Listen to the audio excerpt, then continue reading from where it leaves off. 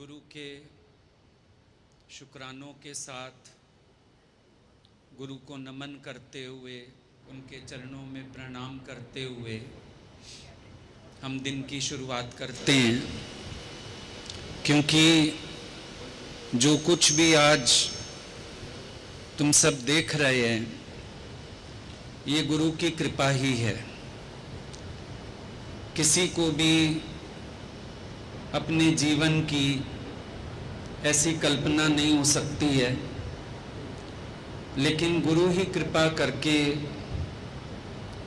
ऐसी मंजिलों तक लेके चलता है।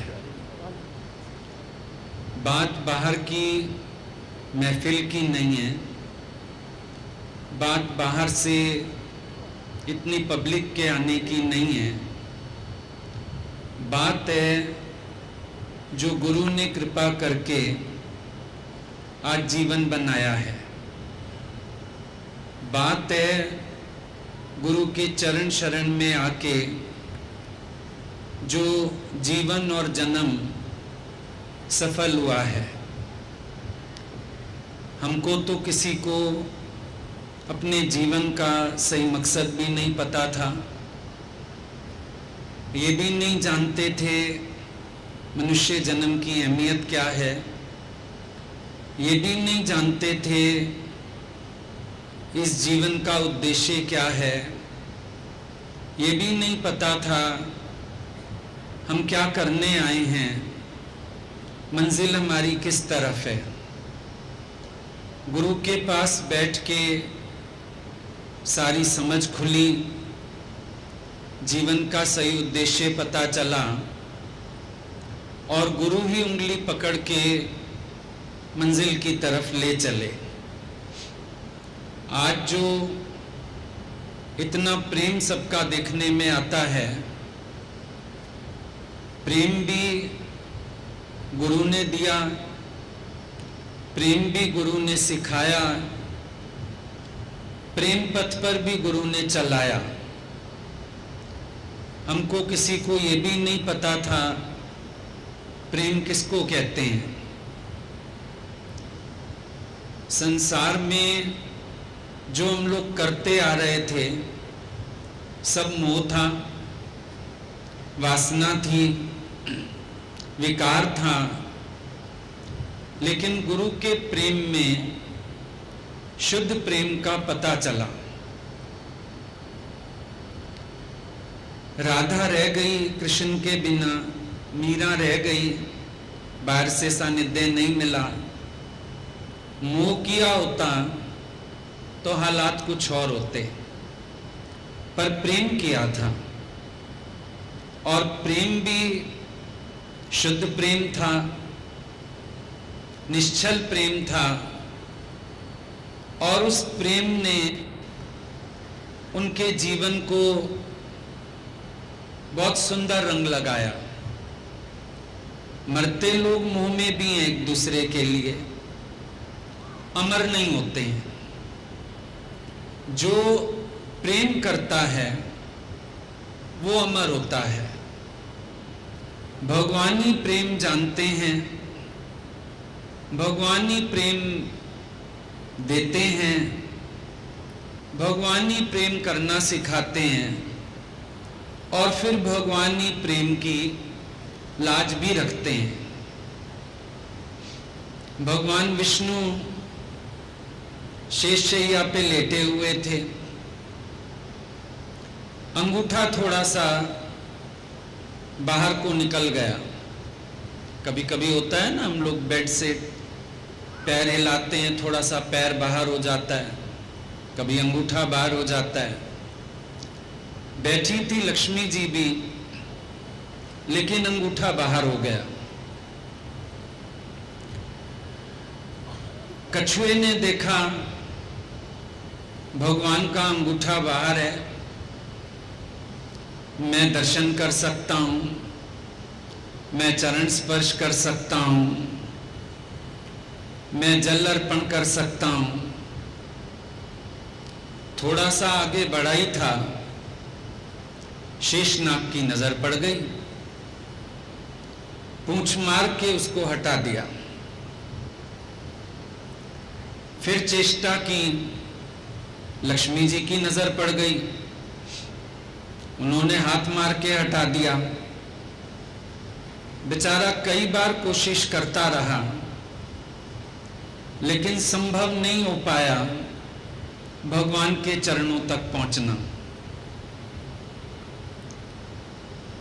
आखिर बेचारा लवलुहान हो गया,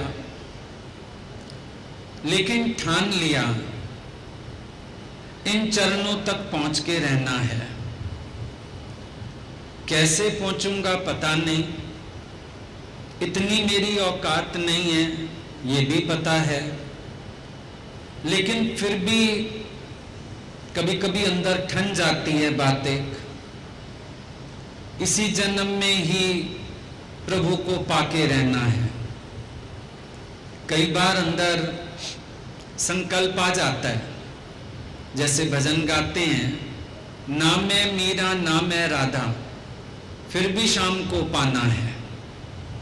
ये एक भावना होती है अंदर की, एक संकल्प होता है दृढ़, मन में प्रेम भाव आ जाता है कि हमको पाना है। कभी कभी भक्त का अंदर वाला भी एक जिद में आ जाता है, भगवान मैं तो पाके रहूंगा, मैं तो मिलके रहूंगा।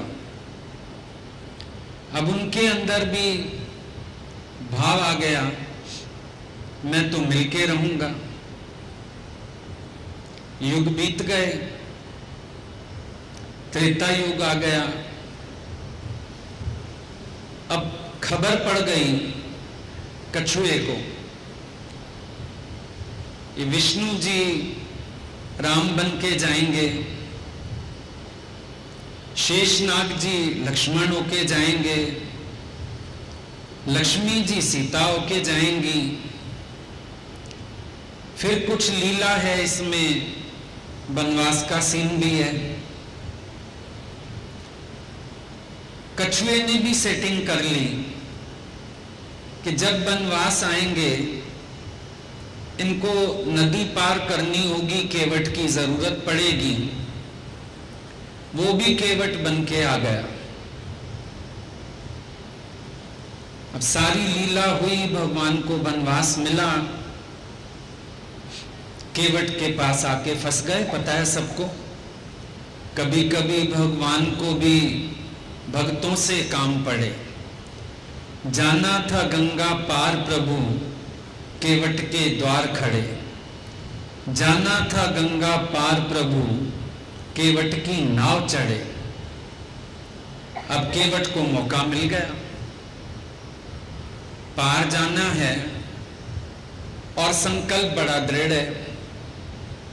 केवट का भी अड़ के खड़ा हो गया, चरण पखारने के सिवाय मैं आपको पार नहीं लेके चलूंगा। लक्ष्मण जी शेषनाग का अवतार है, क्रोध जल्दी आता है, गुस्से से देखने लगे, धनुष की तरफ हाथ चला गया। केवट की इतनी हिम्मत, प्रभु के आगे शर्तें रख रहा है, जान भी रहा है हम कौन है। उस समय तो राजा हैं और लक्ष्मण जी तो जानते हैं ये मेरे प्रभु हैं, उनको नहीं पता केवट की लीला, पर वो इतना जानता है कि कोई मेरे प्रभु को कुछ कहे ना, हर कोई आज्ञा में चले, हर कोई बात माने, बात समझे। गुस्से में आ गए लक्ष्मण जी। अब जब गुस्से में आ गए, केवट ने देख लिया भाई ये गुस्से में आ रहे हैं, भगवान को कहता है चाहे लक्ष्मण जी मुझे अपने तीर से मार डालें, लेकिन मैं अपना संकल्प पूरा करके रहूंगा। जो भी मेरा संकल्प है, जो भी मेरी भावना है, बेशक लक्ष्मण जी मार डालें, लेकिन मुझे तो पैर धोने हैं। अब सीता जी और राम जी दोनों मुड़े लक्ष्मण जी की तरफ हंसने लगे। बोल भाई क्या करना है? ये आज हठीला भगत मिल गया है, देख क्या करना चाहता है, क्या करना है। अब कहे तो पैर धुलवा लें, कहे तो यहीं बैठ जाएं, लेकिन ये भक्त जो है टलने वाला नहीं है। लक्ष्मण जी को चुप होना पड़ा। ठीक है भाई, इतना तो समझ में आ गया, भगवान भी भगत के साथ मिल गए। जब भगवान किसी भगत के साथ मिल जाएं, फिर कोई कुछ नहीं कर सकता है। वो कृपा बरसाने पे आ जाएं, वो प्रेम लुटाने पे आ जाएं, वो किसी को देने पे आ जाएं, फिर किसी की नहीं चलती। अब लक्ष्मण जी को चुप होना पड़ा। ठीक है भगवान, धुलवा लीजिए चरण। भगवान मुस्कुराने लगे, क्योंकि भक्तों की भी मीठी नोक झोंक हो जाती है कभी कभी। भगवान कभी एक पक्ष में, कभी दूसरे पक्ष में, कभी एक को शांत करते हैं, कभी दूसरे को शांत करते हैं। पर इधर केवट का पक्ष लेना बड़ा जरूरी है, क्योंकि पहले ही उसको बहुत मार मिल चुकी है और वो जन्मों से इंतजार में है। आज्ञा मिल गई, दौड़ के गया, कठोत ले आया। भगवान का पैर रखवाया कठौत में। डिसबैलेंसिंग हो रही है। कह रहे मेरे सिर पे हाथ रख लो, बैलेंस बन जाएगा। लक्ष्मण जी को फिर थोड़ा ताव आने लगा। भगवान ने इशारा किया, शांत हो जा, 1 मिनट हाथ रख के काम हो जाएगा, चलते हैं। फिर भगवान ने बोला ठीक है। कहता अब दूसरा पैर, कठौत से बहर पैर रख दिया भगवान ने। दूसरा पैर धुलने लगा। कह रहा भगवान पहले वाला गंदा हो गया, माटी लग गई, वापस रखिए। वापस रखने के लिए फिर दूसरा पैर बाहर निकलेगा। दोनों पैर 7-7 बार धुल गए। अब क्या करें केवट? ऐसे करो, एक पैर मेरे हाथ में रख दो, एक पैर कठौत में रख लो, जो धो दिया पैर मेरे हाथ में रख दो, दूसरा कठौत में रखो, धो देता हूं। भाई मेरा बैलेंस फिर बिगड़ जाएगा। दोनों हाथ मेरे सिर पे रख दो। भगवान को समझाने लगा। मां नहलाती है ना बच्चे को, फिर जब कपड़े पहनाना चाहती है, निक्कर पहनाना चाहती है, तो बच्चा क्या करता है? दोनों हाथ मां के सिर पे रख के बैलेंस बना लेता है और तैयार हो जाता है। करना पड़ा भगवान को। जब सब संतुष्टि हो गई केवट की, भगवान कहते हैं केवट आज मेरा बहुत बड़ा भ्रम दूर हो गया। देखने लगा, बोला आपका भ्रम? आपको कौन सा भ्रम हुआ था? आप कौन से भ्रम की बात कर रहे हो? बोला मुझे ये भ्रम था, भक्तों को गिरने से मैं ही बचाया करता हूं। आज मेरा भ्रम टूट गया। भगत भी कभी कभी रक्षक होके खड़े हो जाते हैं। उनका ऐसा प्रेम होता है कि मैं चाहकर के भी अपना ऐश्वर्य लीला प्रकट नहीं कर पाता हूं और मोहताज बन के भगत का आसरा लेके अपने आप को बचाता हूं। तो ये जो प्रेम की बात आ जाती है, ये प्रेम देते भी भगवान ने, प्रेम की लाज भी भगवान रखते हैं, प्रेम की पूर्ति भी भगवान करते हैं। हमें नहीं आता, हमें तो प्रेम का प अक्षर भी नहीं आता। ये प्रेम चीज क्या है मैंने नहीं था जाना, तेरा जो प्रेम पाया तब से है प्रेम जाना। जब भगवान के शरण पहुंचे तो पता चला प्रेम किसको कहते हैं। जो मस्ती चढ़ी, जो दीवानापन आया, जो जगत विसरा, तब पता चला प्रेम किसको कहते हैं। हम लोग जानते थे सन्यासियों को, उनके वैराग को, और वो कहते थे आस्वाद की तरफ चलो। पता होगा तुमको, जैसे भोजन होता है आस्वाद भोजन संत करते हैं। संसार में कैसे रहते हैं, शुष्क होके, तो किस तरफ लेके चलते हैं, आस्वाद की तरफ। लेकिन कृष्ण जैसा गुरु जीवन में मिलता है वो ले चलता है महास्वाद की तरफ। हम आस्वाद की तरफ नहीं गए, आस्वाद की तरफ गए होते तो आज का दिन भी याद ना करते। आस्वाद की तरफ गए होते, कोई गेरू रंग का चोला डाल के बैठे होते किसी पेड़ के नीचे। आस्वाद की तरफ गए होते, प्रसाद भी ना होता, कोई फल फूल खा रहे होते।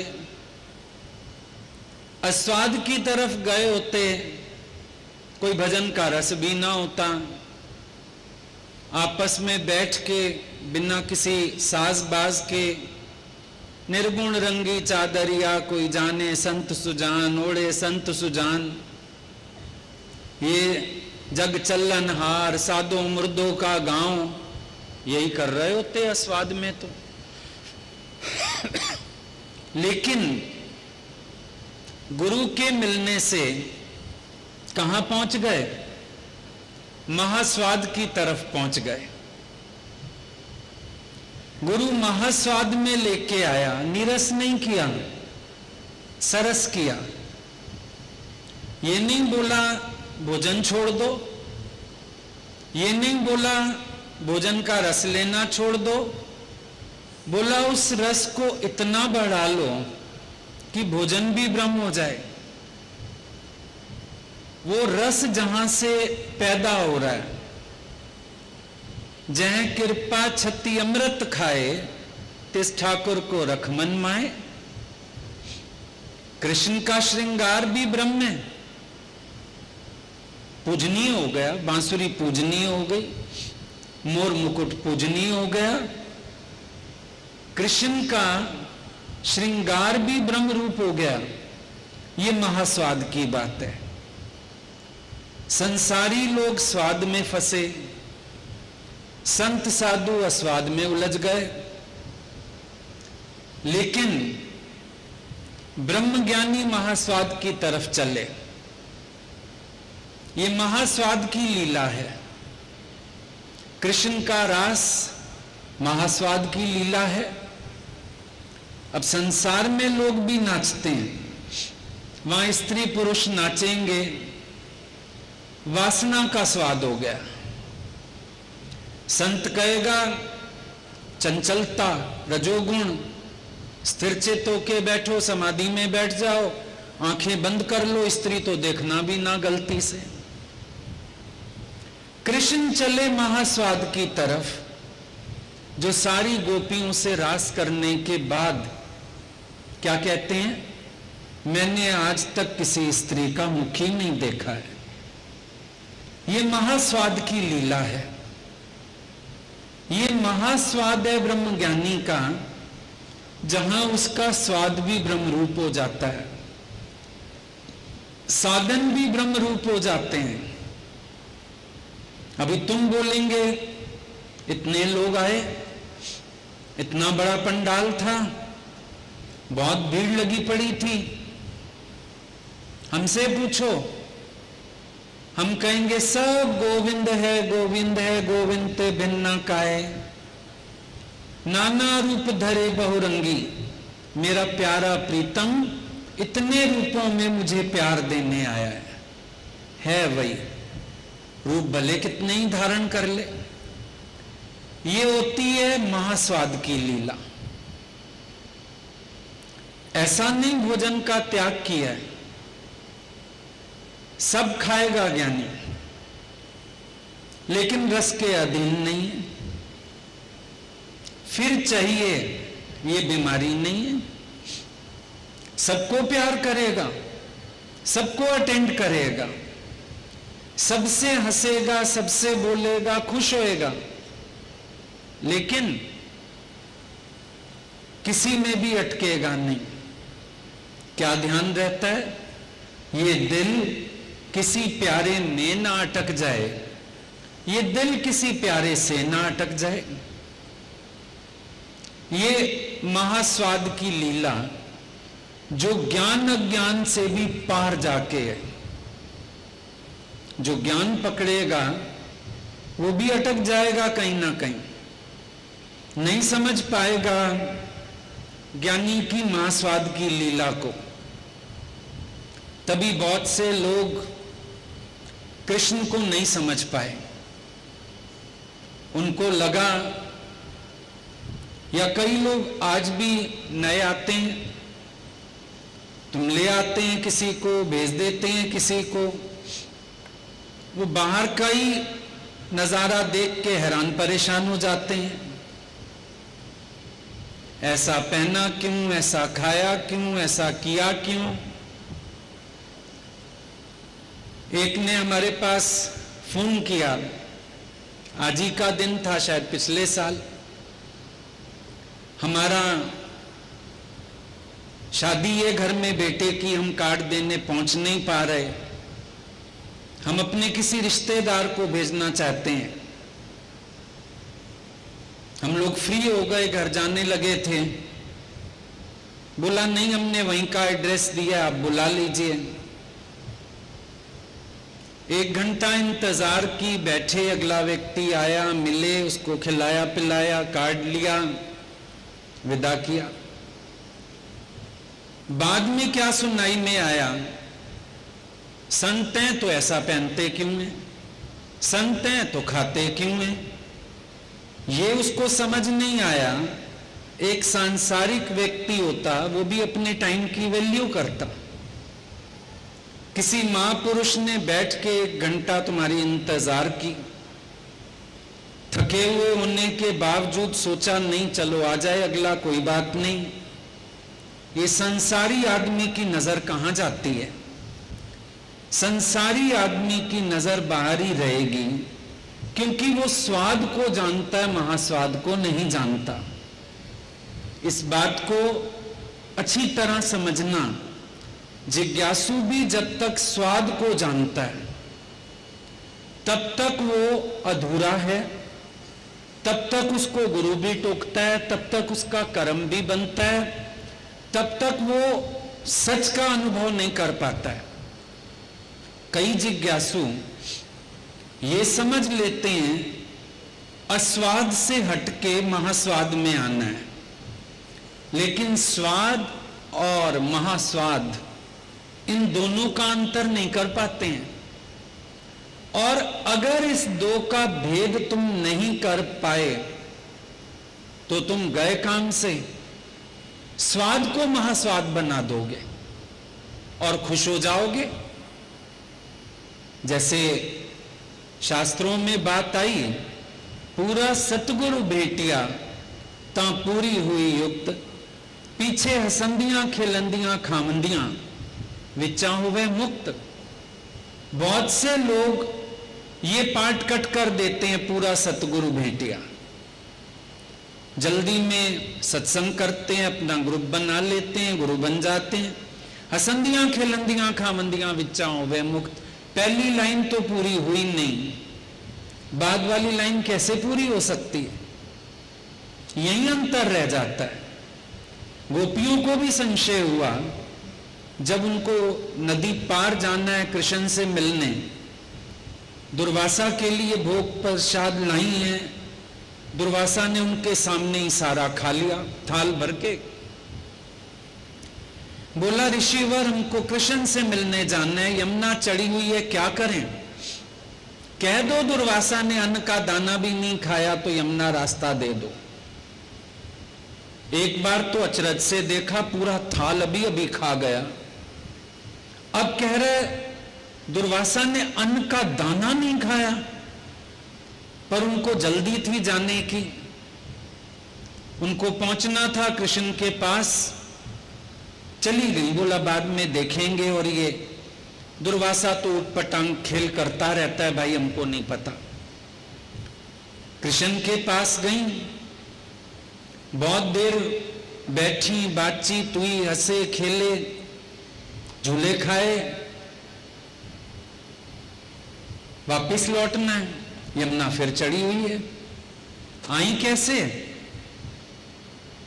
दुर्वासा ने कहा मैंने अन्न का दाना नहीं खाया, यमुना रास्ता दे दो, रास्ता मिल गया। बोला आप कह दो कृष्ण ने कभी स्त्री का मुख नहीं देखा तो रास्ता मिल जाए।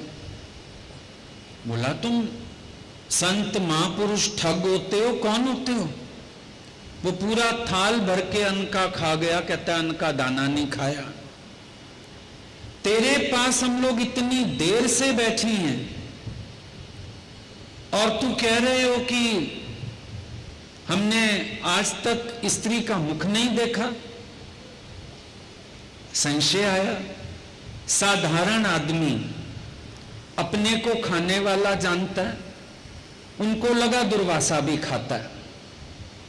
साधारण आदमी यही सोचता है ये स्त्री है, ये पुरुष है, उनको लगा कृष्ण की सोच भी यही है। यही तो बुद्धि में भेद रह जाता है। अभी कोई आ जाए या तुम भी इतने बैठे हो सामने हजारों लोग, हो सकता है कोई सोच रहा हो इनको भी बड़ा मजा आ रहा होगा और हम ये कहेंगे हमको ये सब सहना पड़ता है तुम्हारी खुशी के लिए, हमें कोई रस नहीं है इसमें, हम पेड़ के नीचे बैठ के भी खुश हैं, हमें कोई फर्क नहीं पड़ता, ये सब ताम झाम तुम्हारी खुशी के लिए, तुम चाहते हैं कुछ हो, लेकिन बुद्धि है उसमें संशय आ सकता है। इनको भी ये पसंद होगा, तुम इच्छा से सब करते हो, इच्छा से पहनते हो, इच्छा से खाते हो, और यहां तो थोड़ी देर पहले तक भी पता नहीं होता क्या पहना जाएगा, थोड़ी देर पहले तक ये नहीं पता होता क्या खाया जाएगा। जब सामने आ जाता है भोग प्रसाद, लगता है ठीक है ये थाली भगवान ने भेजी है, स्वीकार करो। आज भगवान ने ये पोशाक पहनानी है भाई, धारण करो। स्वाद और महास्वाद में ये अंतर है। स्वाद इच्छा से है, महास्वाद ईश्वर इच्छा से है। इच्छा स्वेच्छा, स्वेच्छा हमको स्वाद की तरफ लेके चलती है।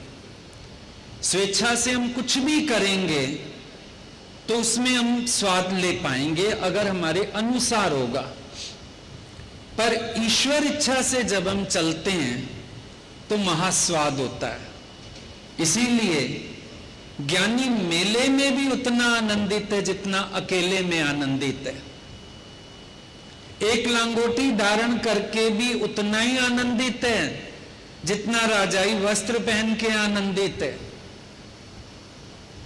यही फर्क है, दोनों में उसको कोई फर्क नहीं पड़ेगा। क्यों?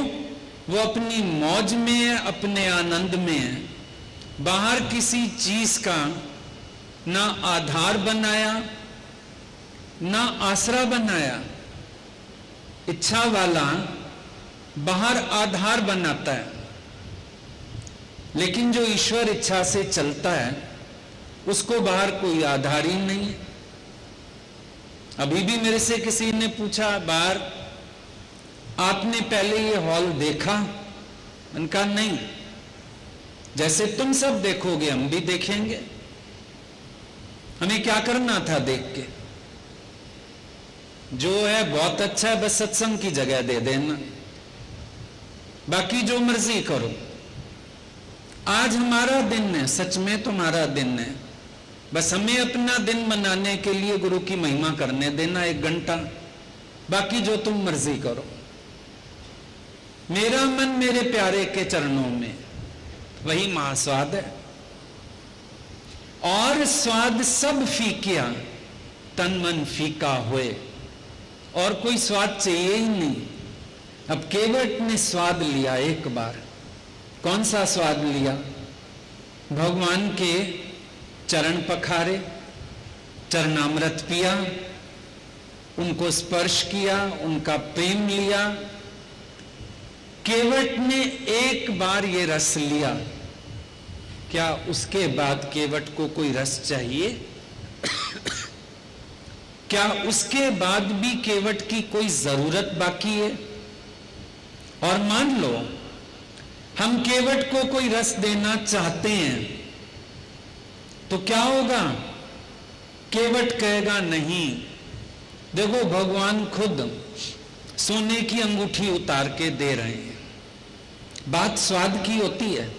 अब मान लो सत्संग में स्वाद आ रहा है, तुम इधर उधर भी नहीं देखोगे, मोबाइल भी नहीं देखोगे, आने जाने वाले भी नहीं, स्वाद आना चाहिए। और जब स्वाद नहीं आ रहा तो टाइम पास करो, चल किसी को मैसेज कर दूं, चल देख लूं कौन आया है। बात स्वाद की, स्वाद आ गया। अब केवट को क्या हुआ? स्वाद आ गया। अब स्वाद आया तो भगवान खुद पहले तो झिझक रहे हैं, हमारे पास देने के लिए कुछ नहीं। सीता ने अंगूठी उतार के दी, लो समझ गई। होशियार भगत, भगवान की भावना, भगवान का अंतर मन पढ़ सके वो अंतरंग भगत होता है। ये बात याद रखना, हर बात कहने से नहीं होती। अंतरंग भक्त किसको कहते हैं? जो उनके बिना कहे उनके अंतर मन में क्या चल रहा है वो कैच कर ले। सीता जी कैच कर गई, साधारण पत्नी नहीं कर सकती है। बाद में भी पति कहेगा, कहेगी, बोल देते हैं ना, आप तो मेहमान बन जाते हो, आप तो ऐसे हो, बोल देते। नहीं समझ पाएगी, पति झिझक में है, पति किसी उलझन में है, पति कुछ एक्सपेक्ट कर रहा है। बहुत मुश्किल है साधारण स्त्री का या पुरुष का कुछ समझना, बहुत कठिन है।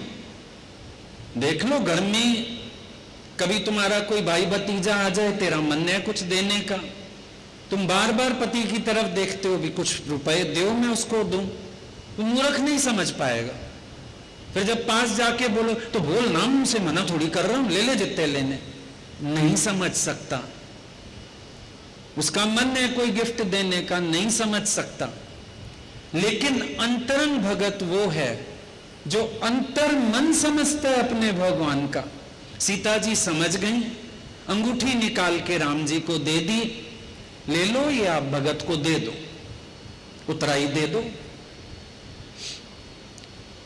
अब भगवान उतराई देना चाहते हैं, पर केवट कहे नहीं रघुराई।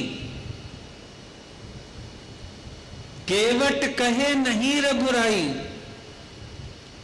भगवान कह रहे हैं अच्छा उतराई मत समझ, मेरा तोहफा समझ के रख ले। बोला इतना अनमोल तोहफा दे के आयो, मैं उसी को संभाल सकता हूं, इसको संभालना मेरे बस की नहीं है। सीता कह रही है अरे अपने प्रभु का प्यार समझ के रख ले। कह रहे प्यार इतना दिया, दोनों हाथों से उड़ेल के आए हैं प्यार, वही संभाल सकता हूं। समझना बात को, महास्वाद, ये महास्वाद आ गया।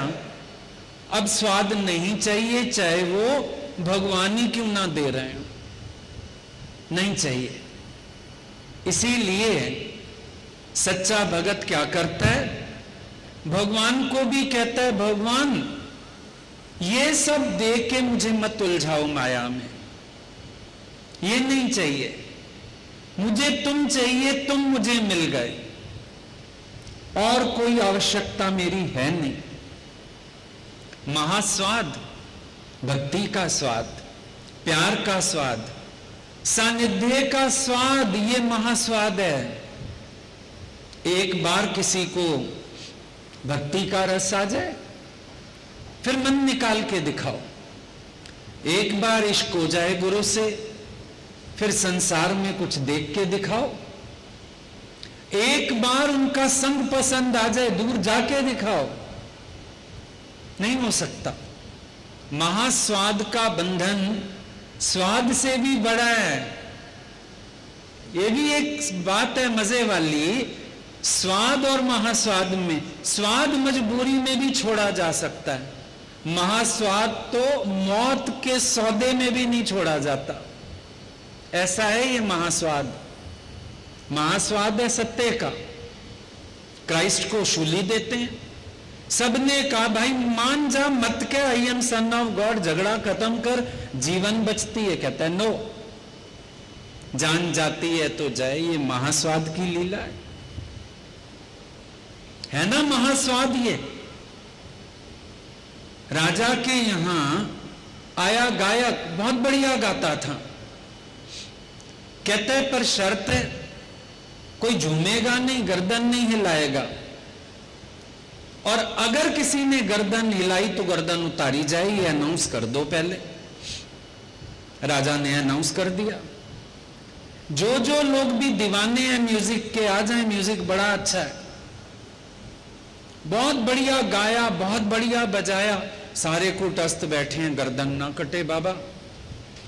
एक बैठा है, झूमता जा रहा है, झूमता जा रहा है। लोग पागल हो गए क्या, गर्दन कटे तो कटे गर्दन, तो स्वाद आ रहा है। असल स्वाद उसके पास था, महास्वाद। जहां संयम संभव है वो स्वाद है, जहां रोकना संभव है स्वाद है, जहां मृत्यु का डर डरा दे वो स्वाद है, जहां लोक वासना डरा दे वो स्वाद है। मीरा के पास महास्वाद है, लोक वासना बिगाड़ ही नहीं सकती कुछ, बदनामी चल रही है। संतन संग बैठ बैठ लोक लाज खोई, लोग कहे मीरा भई बांवरी, सांस कहे कुल नाशी रे, पर घुंघरू बांध मीरा नाची रे। महास्वाद की बात है। स्वाद होता तो रुक जाता। कई निकले होंगे मीरा जैसे, कईयों ने कोशिशें की होंगी, कई आगे बढ़े होंगे मीरा के बाद भी, पर स्वाद था तो रुक गए। शम्स-तबरेज को महास्वाद है। अनलहक मत कहो, खाल खींच दी। सोचो जरा सा, कभी टेस्ट कराने जाओ ना, और वो सिरिंज लगाते हैं, स्किन खिंच जाए, नस ना मिल रही हो, कितना गंदा दर्द होता है। और उसकी पूरी खाल खींच ली गई ऐसे, सिर्फ इसलिए कि अनलहक मत कहो। लेकिन वो कहता है मैं तो अनलहक कहूंगा। महास्वाद की बात थी। स्वाद की बात होती ठहर गया होगा। बुल्ले शाह को महास्वाद था, गुरु के प्यार का, गुरु के संग का, गुरु के सानिध्य का महास्वाद था। चाहे वैश्या के कोठे पे जाके नाच सीखना पड़ा, पर रिझाऊंगा तो अपने प्यारे को, रिझाऊंगा तो अपने प्रभु को। महास्वाद वाला सौदा करेगा सच्चा। होने दो जो होता है, पीछे होए सो होए। अरे जो होना होगा मेरे होते भी हो जाएगा, नहीं होना होगा नहीं होएगा। महास्वाद है मेरे को, मैं छोड़ के हट ही नहीं सकता हूं, जा ही नहीं सकता हूं। आखिर भी देखो, जब जीवन में मोह जीते, लोक वासना जीते, इच्छा जीते, अभी स्वाद है यहां का, महास्वाद नहीं है। और अगर आपको कहेंगे, आप कहोगे स्वाद है तभी तो आते हैं, हम भी मानते हैं, स्वाद है तभी आते हो, महास्वाद नहीं है। लेकिन महास्वाद हो तो आप रह ना सको, महास्वाद चाहिए। अस्वाद तो हमारे यहां है ही नहीं, बल्कि जब प्रसाद बनता है संगत का, खास देखा जाता है अच्छे से अच्छा बने, पिछली बार जो बना इस बार वो रिपीट ना हो जाए, सब सुख से खा के जाएं, खुला प्रसाद बने, अच्छी तरह बने, टेस्ट अच्छा हो, चीज अच्छी हो, हेल्थ को भी ध्यान रखो, टेस्ट का भी ध्यान रखो। अस्वाद तो हमारे यहां है ही नहीं। अस्वाद होता तो हम दाल उबलवा के रख दें, रोटी रख दें, लौकी उबलवा के रख दें, साथ चावल उबलवा के रख दें, नमक डाल के खा लो। अस्वाद तो नहीं है। अब आपको लगा अस्वाद नहीं है तो स्वाद है, नहीं, हमारे यहां स्वाद भी नहीं है, हमारे यहां महास्वाद है। जो स्वाद अस्वाद के परे है वो महास्वाद है, वो ब्रह्मज्ञानी की स्थिति है। अब जानना हो तुम्हें ब्रह्मज्ञानी को, स्वाद अस्वाद दोनों से पार चलो। कबीर को कहना पड़ा, हद टपे सो औलिया, बेहद टपे सो पीर, हद बेहद दोनों टपे उसका नाम कबीर। हद टप गया औलिया भी, बेहद टप गया, पीर हो गया, पर हद और बेहद इनको भी पार कर गया, उसका नाम कबीर। स्वाद अस्वाद दोनों को पार कर गया, वो है ब्रह्मज्ञानी। जो रैत अतीत सरव रस भोगी, कृष्ण के जीवन में पूरा रस है, नीरस ही नहीं दिखता कहीं से, बचपन से रस है। अब छोटेपन में भाई तुम्हें मुकुट क्यों चाहिए, मोर मुकुट तब भी लगा के जाऊंगा, मोतियों की माला नहीं दोगे, वन के फूलों की माला पहनूंगा। बचपन से श्रृंगार है। स्वाद ऐसा, चोरी करके भी मक्खन खाऊंगा, मुझे टेस्टी लगता, खाऊंगा। कोई रोक नहीं सकता, कोई टोक नहीं सकता, रोक के दिखाओ हमें। पहरे लगा लो, माखन की हंडिया टांग दो, पहरे लगा लो, हम उन पहरों में से भी उठा ले जाएंगे। कहीं तो दिखता नहीं। और द्वारिका में आ गया जब द्वारिकाधीश, अब तो भाई और ही बात अलग हो गई। द्वारिकाधीश होके बैठा है जब, हीरे का मुकुट लगा के, सुंदर सुंदर वस्त्र धारण करके, सोने के सिंहासन पे चढ़ के, लोग कर्म बना रहे हैं। कई बुक्स लिखते हैं, वो कृष्ण के एंटी किताबें लिखते हैं, उनको लगता है शायद ठीक नहीं था, उनको पता ही नहीं वो महास्वाद में। और महास्वाद की एक स्थिति और है, वो स्वाद भीतर का होता है, इसीलिए चॉइस नहीं होती, इसके साथ स्वाद है, इसके साथ नहीं है। जैसे शुगर पेशेंट होते हैं, शुगर फ्री की डिब्बी जेब में ले जाते हैं, जहां जाएंगे फीकी चाय दे दो, और अपनी गोली निकाली और मिला के चाय मीठी करके पी गए। महास्वाद वाले की अवस्था यह है कि वो हर चीज में अपना रस डाल लेता है, हर चीज में अपना रस है। एकांत में भी अपना रस है, तुम सबके साथ भी अपना रस है, क्योंकि ना मेला ना अकेला ज्ञानी रहता है कैवल्य में। वो महास्वाद की स्थिति है। तुम बोलोगे ज्ञानी शादी में जाता है, हाँ तुमसे ज्यादा अच्छा एंजॉय करेगा, बहुत अच्छे से तैयार होके जाएगा। हमारे भगवान दिन भर सुबह सत्संग, शाम सत्संग, फिर लोगों से मिलना, रात को करीब 10 बजे खाली हुए। भगवान फलाने का शादी का न्योता आया था, अरे हाँ हम तो भूल ही गए, चलो चलो। उठ के अंदर गए, फटाफट साड़ी नई पहन के तैयार होके आ गए। लोग हैरान हो जाते थे, पूरे दिन के थके ये तैयार श्यार होके चल दिए। अब कोई तो सोचेगा इनको शादी का रस होगा, लेकिन तुम्हें नहीं पता, भक्तों के प्रेम में, भक्तों की खुशी के लिए उन्होंने अपनी कोई विल रखी नहीं हुई। पुकार रहा होगा कोई, खींच रहा होगा कोई, शादी में स्वाद लेने नहीं गए, भगत के उद्धार के लिए गए, भगत की भावना पूरी करने गए। हरिद्वार चलते थे दादाजी, गीता भगवान, लोग कहते थे आप तीर्थ क्या करने जाते हैं? बोला हम तीर्थ थोड़ी जाते हैं। फिर बोला हमको तो गंगा भी पुकारती है, आओ मेरा उद्धार करो, हमको जाना पड़ता है। नदी की भी पुकार है, धरती की भी पुकार है, तो मेरा जाना हो जाता है। अब ये समझ किसको आए? जिसकी अपनी ऐसी स्थिति होए। वरना जो जैसे हम खुद हैं, जितनी स्थिति पे हम खड़े हैं, हम महापुरुष को भी वैसा देख लेंगे, वैसा ही समझ लेंगे।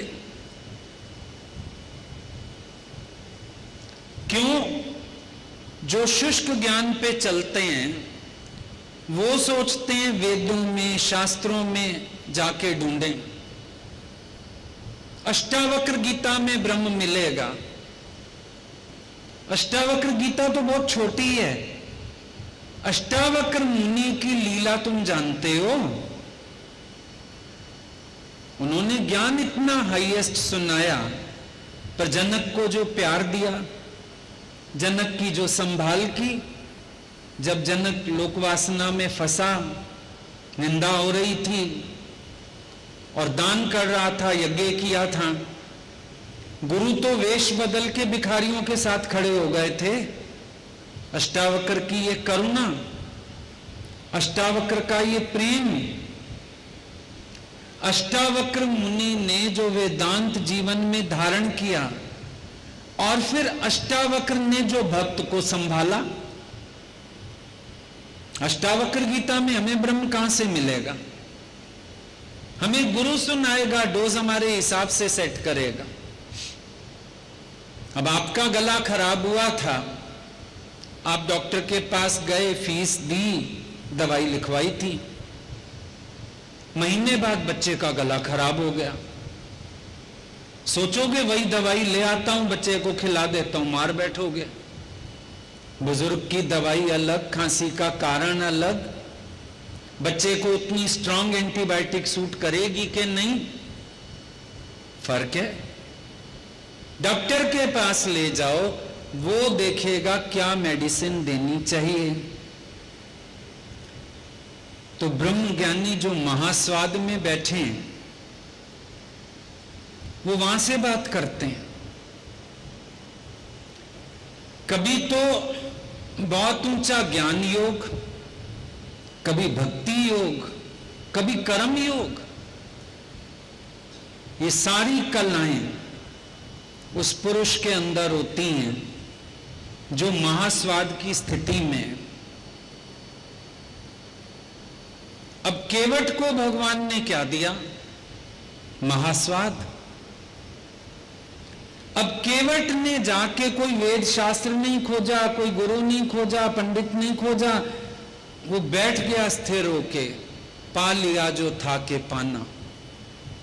एक व्यक्ति को अंदर एतबार ना हो तो उसको भरमाने वाली भी दुनिया। कोई कहंदा ब्रह्मा नू तू ध्या, कोई कहंदा विष्णु नू तू मना। दूरों दूरों दियां थावां दसियां ने, भरमाने वाले लोग बहुत हैं। अच्छा, भरमाने वाले से पूछो तूने पाया? पाया होता तो उसको गीता का वाक्य पता होता, किसी की श्रद्धा भंग करना भी पाप है। नहीं पाया, उसने भी नहीं पाया, तभी तो भ्रम की बात कर रहा है। महास्वाद जिसने पा लिया उसको किसी से शिकायत नहीं, लेना नहीं, देना नहीं। वो अपने आनंद में है, अपनी मस्ती में है, अपनी मौज में है, उसका सरोकार नहीं किसी से। और वही कृष्ण जितना वो बचपन में वनमाला पहन के खुश हैं, द्वारका में हीरों के हार पहन के भी खुश हैं। जितना कृष्ण कदम के पेड़ पे बैठ के खुश हैं, उतना ही हीरों से जड़े सोने के सिंहासन पे बैठ के भी खुश हैं। जितना रास करते हुए आनंद में हैं, द्वारिका के डूबते समय भी उतने आनंद में हैं। कैसे हो सकती है ये स्थिति? ये महास्वाद की स्थिति है। अब आप बोलोगे कदम के पेड़ पे बैठा, ज्ञानी पत्थर पे बैठा, पेड़ पे बैठा भी महाराजा है। ये नहीं उस समय वो ग्वाला है। तुम देखो, कभी ग्वाले बिहारी, कभी राजा बिहारी, ये तुम्हारी दृष्टि है। वो उस ग्वालपन में भी राजा है और सिंहासन पे बैठा है। तुम कह रहे हो अब राजा बिहारी, वो अभी भी ग्वाला है। धरती नहीं भूला, बाहरी शान शौकत में नहीं आ गया, बाहरी उपाधि में नहीं फंस गया। वो अभी भी अपनी स्थिति में ज्यों का त्यों स्थित है। यही फर्क है। तुम्हें ज्ञानी की स्थितियां दिखेंगी अलग अलग, पर वो एक ही भाव में स्थित है। बाहर जैसा पार्ट आ जाए प्ले कर देता है। अब समझो किसी के घर जाना है, उनके यहां थोड़ा मीडियम हिसाब किताब है, तो ऐसा बन के नहीं चला जाएगा कि अगले बहुत औपचारिकता में रह जाएं, ये तो बड़े ऊंचे हैं, इनके लिए बड़ी ऊंची व्यवस्था करो। साधारण सा बन के चला जाएगा, इजी। किसी के घर बड़ा ऊंचा हाईफाई हिसाब किताब है, तो ऐसा बन के नहीं चला जाएगा कि अगलों की भी इंसल्ट हो, उनके स्टैंडर्ड से चला जाएगा। हमसे हमारे जैसा होके रहता है और उसको जरा देर नहीं लगती। तुम्हारी सोच क्या होगी? किसी ऐसे के घर जाओगे, थोड़ा ऐंठ के जाऊं, फिर उनमें अलग तो लगूं, मैं इतने हाईफाई घर का हूं, तो ऐंठ दिखाने जाओगे। दूसरे घर में और दिखावा करके जाओगे, हाई मैं कम ना लगूं उन लोगों के सामने। ज्ञानी को ऐसी कोई प्रॉब्लम नहीं। क्या सोचता है?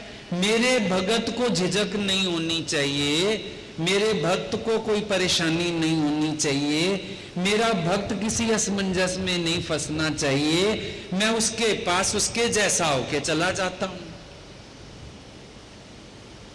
अब ये भी तो उसी का हो सकेगा जो महाआनंद की स्थिति में है, वरना तो दिमाग और चलेगा। अब हमको रस लेना है, लोगों को दिखावा करके, तो वैसा चलेंगे। चार लोगों को नीचा दिखाना है, वैसा चलेंगे। चार लोगों में अपनी शान बनानी है, वैसा चलेंगे। ज्ञानी इन चीजों से बेपरवाह, सिर्फ ये देखता है मेरे भक्त को कोई असमंजस ना पैदा हो, मैं उस तरह से लीला कर दूं। रूप कौन बदल सकता है? ऐसा कौन हो सकता है ऊंचों के साथ ऊंचा, और जो धरती पे बैठा है उसके साथ धरती पे भी बैठ सकता है? उसकी स्थिति ऐसी है, राजयोग में भी पूरा है, फकीरी में भी पूरा है। राजा बना के बिठा दो तो तुम ये नहीं कह सकते कि इसको राजा बनना ही ना आया, गलत आदमी बिठा दिया। और फकीरी की तरफ ले जाओ तो ऐसा नहीं कि लगेगा भाई है तो आखिर राजा, बेचारे को मजबूरी हो रही है, ऐसा भी कुछ नहीं है। फकीरी पिनने भेज दो, भिक्षा मांगने भेज दो ज्ञानी को, उस पार्ट में भी पूरा है। बादशाह बना के बिठा दो, उस पार्ट में भी पूरा है। इसी का नाम लीला है, यही महास्वाद की अवस्था है। एक अमीर लड़की को दिया था ना ऐसे, भाई एक गरीब परिवार पे ऐसे लिखो। कहती है एक परिवार था, बहुत गरीब था, मुश्किल से 2000 गज के फार्म हाउस में रहता था। उनके घर में बस 2 ही BMW, 4 मर्सिडीज, वो भी 2-2 साल पुरानी थी। उसने सारा ऐसे ऐसा लिख दिया। तो उस लड़की से पता चला कि काफी खुद ही रिच है, इसको गरीबी का एहसास नहीं है। ज्ञानी को हर एक एहसास है। जो उसका ग्वाल सखा पिकनिक में खाली छाछ लेके आया है ना, उसके छाछ भी छीन के पी गया, उसके मुंह पे लगी छाछ भी चाट गया। ये भी अनुभव है। और द्वारिका में 56 प्रकार के व्यंजन का रोज भोग लगाया जाता है, वो भी अनुभव है। सुदामा की पीड़ा का भी अनुभव है, दोस्त है मेरा। और बादशाह बना के बिठा दिया तो बादशाह भी है, धरती नहीं छोड़ी, डाउन टू अर्थ है। महास्वाद वाला और स्वाद वाला, स्वाद वाला स्वाद के अधीन हो गया, अब उस स्वाद के बिना नहीं रह सकता। महास्वाद वाला ज्ञानी हर चीज के बिना फिर चल सकता है। ऐसा नहीं चल सकता, चल सकता है। ओके, इसके बिना भी चल सकते, इसके बिना भी चल सकते हैं। हमारे भगवान को रोज गाड़ी में ले चलते थे कोई प्रेमी। एक दिन उनको किसी काम में फंसना पड़ गया, पहुंच नहीं पाए। किसी को फोन किया, वो लेट हो गए पहुंचने में। भगवान सबको भेज चुके थे। इंतजार की थोड़ी देर, रिक्शा में चढ़ बैठे और पहुंच गए सत्संग। हम लोगों ने अंदर से झांक तो सब रहे थे, आए नहीं आए नहीं आए नहीं। वो छोटा हॉल था और सोसाइटी में बना हुआ था, तो खिड़की से सड़क पूरी दिखती थी, खिड़कियां थी, ड्राइंग रूम बड़ा करके हॉल बनवाया हुआ था। सब देख रहे। अचानक सबके मुंह से निकला हाँ। इतनी जोर से आवाज हुई, सबकी आंख गई। मजे से रिक्शा से उतर के रिक्शा वाले को पैसे पकड़ा रहे थे, पर्स खोल के खड़े सड़क पे। अरे भगवान आप कैसे आ गए? बोला तो क्या हुआ, हम रिक्शा में चढ़ना भूल थोड़ी गए। हम जब शुरू में सत्संग गए तो भगवान रिक्शा में चलते थे, गुरुजी और मम्मी जी आगे बैठते थे, जैसे पीछे बच्चे बैठ जाते हैं ना, ऐसे हमको पीछे से बिठा लेते थे। बोले हम रिक्शा में चढ़ना भूल गए हैं क्या? अब जो बेचारे रोज लाते थे फोन तो कर ही रहे थे। पता चला भगवान रिक्शा में चढ़ के आ गए, सबकी क्लास लगी। और बाद में तो हमको फोन, किसी के फोन पे आया, बोला इनको सत्संग के बाद कमरे में बिठा देना और दरवाजे पे बैठ जाना, बाहर ना निकलें। तुम लोग ना चाय पिलाना, कुछ खाने का मंगाना, बिजी कर लेना, हम पहुंच जाएंगे। फिर भी लेट हो गया उनको आने में। आखिर हम सब ने हाथ जोड़े, देखिए हमको बहुत डांट पड़ी है, हम सब समझ गए आपकी लीला, हम सब समझ गए, हमको कभी भी पुराने दिन नहीं भूलने। लेकिन अब आप आराम से बैठें, विश्राम करें, आपका पलंग भी लगा हुआ है, सोना चाहे सो जाएं थोड़ी देर, गाड़ी आएगी अब तो आप गाड़ी में ही चलिएगा। ये महास्वाद है ना। लोगों ने देखा भाई वो तो घर के सामने हॉल है, वहां भी कार में ही जाते हैं, बाद में बना बड़ा हॉल। लेकिन हमारी आंखों ने तो वो भी देखा कि गाड़ी नहीं है तो रिक्शा में भी चढ़े चले जा रहे हैं। अधीन नहीं हुए ना। ये नहीं बोला मेरा अब इतना रुतबा हो गया, मेरा इतना स्टेटस हो गया, मैं अब नहीं चल सकता हूं ना। इजी, नो प्रॉब्लम, अभी भी चल सकते हैं, अभी भी वैसे के वैसे हैं। तो ये जो हमारे सत्संग में अस्वाद नहीं है पर स्वाद है, ये जो प्रेम का स्वाद गुरु ने चखाया, ये हो गया हम लोगों का महास्वाद। बाहर से अस्वाद की तरफ हम गए नहीं, स्वाद के गुलाम हम बने नहीं। तो ऐसे सतगुरु पर वारी हैं जिन्होंने ये स्थिति कायम दायम करा के जन्म सफल किया, जीवन सफल किया और सबके प्यार का हकदार बनाया, जीवन को आनंद से भर दिया, धन्य धन्य कर दिया।